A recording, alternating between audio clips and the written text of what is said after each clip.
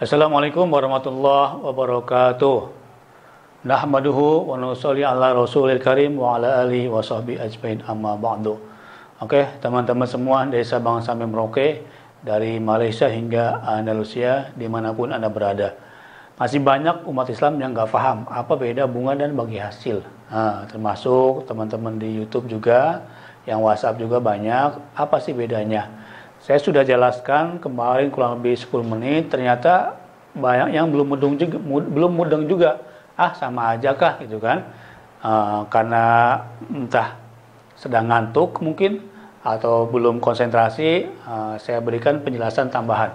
Oke, bunga dan bagi hasil. Di video sebelumnya sudah saya jelaskan, bunga itu sudah jelas bertentangan dengan Al-Quran, dengan sunnah, termasuk sudah ada fatwanya dari Majelis Ulama Indonesia nomor 1 tahun 2004. Sudah ada situ haramnya bunga bank. Memang sebagian berkomentar, Ustadz tolong bacakan deh sekalian apa itu fatwa MUI haram bunga bank. Betul juga akhirnya ya. Nanti akan saya bacakan seutuhnya, karena kita entah malas baca, kemudian sosialisasi yang kurang, atau ya memang tidak peduli akan keadaan umat Islam, khususnya perkara bunga ini. Oke. Sementara bagi hasil itu sesuai dengan tauhid. Kalau bunga bertentangan dengan tauhid. Kenapa? Dia sudah pastikan bahwasanya harus bayar sekian persen per bulan, ya kan? Sedangkan kalau persentase bisa fluktuatif, tergantung daripada persentase profit yang disampaikan. Saya ulangi, kalau bunga itu sebetulnya namanya riba. Cuman bagus namanya, dibikin bunga. Bahasa Inggrisnya flower coba. Everybody likes flower, semua suka bunga. Sejak kapan itu diberikan nama bunga? Kalau bahasa Inggris interest namanya kan. Cuman nanti kita akan kaji di bab yang lainnya. Intinya bunga sudah jelas riba. Kalau bagi hasil halal, ya. Kemudian sesuai dengan prinsip tauhid kita, la ilaha illallah. Kenapa bertentangan dengan tauhid? Quran surat Al-Kahfi ayat 24. Wa ma tadri nafsum madza taksibu ghadan. Tidak ada seorang pun juga yang bisa memastikan apa yang dia bisa buat esok hari. Di mana Nabi pun pernah ditanya bagaimana tentang kisah Ashabul Kahfi. Nah, Nabi menjawab, besok akan saya jawab. Ternyata Jibril tidak datang. Ya, tidak datang malaikat pemberi wahyu, karena Nabi in huwa illa wahyu yuha. Tidaklah yang dia ucapkan melainkan wahyu daripada Allah Subhanahu wa taala. Berhari-hari Jibril tak datang, maka dicemeh sama orang kafir Quraisy. Nabi enggak tahu. Maka itulah ya, wala taqulanna li syai'in inni fa'ilun dzalika ghadan illa ayyasha Allah. Janganlah kau berkata akan suatu perbuatan akan dilaksanakan besok pagi illa ayyasha Allah, melainkan dengan mengucap insya Allah. Nah, ya, silakan lihat buku tabungannya, silakan lihat kontraknya. Ketika Bapak Ibu buat transaksi yang berbunga, adakah insya Allah? Nggak ada. Sekian persen ditetapkan.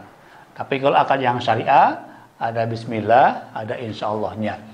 Kemudian yang kedua, bunga dari mana? Dari pokok pinjaman. Dia minjam 10 juta, bunganya sekian persen. Dari pokok pinjaman. Tapi kalau profit, ya kan? Kalau bagi hasil, lihat persentase profitnya. Berapa profitnya? Itu yang dibagi. Oke? Kalau bunga dari pokok pinjaman, dia ngambil prosentasenya, ya kan? Tapi kalau bagi hasil dari persentase profit. 2. Yang ketiga, ya kan?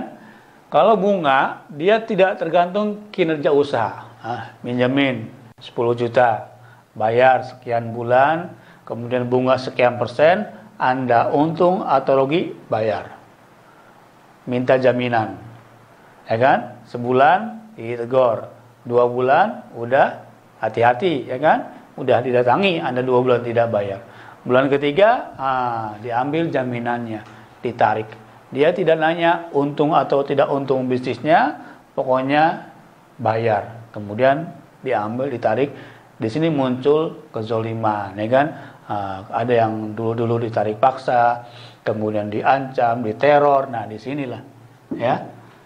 Tetapi kalau bagi hasil, ada tergantung kinerja usaha. Nah, si investor yang punya uang dikasih tahu, Bapak akarnya bagi hasil ya dari profit. Kalau untung, maka sekian persentasenya. Tapi kalau rugi, sekian persentasenya. Mohon doakan Pak ya, supaya bisnis kita selalu untung. Nah, di situ ada kerjasama antara pemilik modal dengan yang berusaha situ. Tapi kalau dengan sistem bunga, yang punya modal diam-diam saja, hanya ongkang-ongkang kaki di rumah, tiap bulan setor, tiap bulan setor, tiap bulan setor. Oke ya? Jadi yang punya modal, kalau sistem bunga tenang-tenang saja, tinggal narik duit. Kalau yang bagi hasil, yang punya modal ikut mendoakan paling minimal ya, ikut mendoakan. Yang bunga dia mah terserah lo, terserah ente, pokoknya saya dapat bunga setiap bulan. Tapi kalau yang bagi hasil, dia mendoakan kemudian berapa? Kalau profit gede dapatnya. Tapi kalau tidak, ya kosong. Kalau rugi, ada situ kerjasama yang erat, ya. Pokoknya setiap tambahan dari pinjaman itu bunga. Nah, keempat inilah, ya. Kalau bunga pinjaman, bank atau pemilik modal selalu untung. Sudah banyak yang merasakannya, ya kan? Berapa banyak sawitnya hilang, mobilnya, tanahnya, semua jaminan diambil, dia selalu untung. Tapi kalau bagi hasil bermusyawarah, ya, ada pahit misalkan tidak bisa gagal bayar, ada musibah, maka bermusyawarah. Berapa sisa pinjamannya, berapa yang sudah dibayarkan itu dimusyawarahkan dan tidak denda, ya kan? Kemudian didenda lah, kemudian penalti lah, kemudian tarik jaminan. Nah, ini dimusyawarahkan. Seandainya sudah bayar sekian persen, sisa berapa bulan, nah masih ada hak daripada pemilik modal tadi. Oke, ini yang singkatnya ada 4 perbedaan besar antara bunga dan bagi hasil. Nanti kita lanjut di lain waktu dan kesempatan. Mudah-mudahan yang bertanya bisa puas.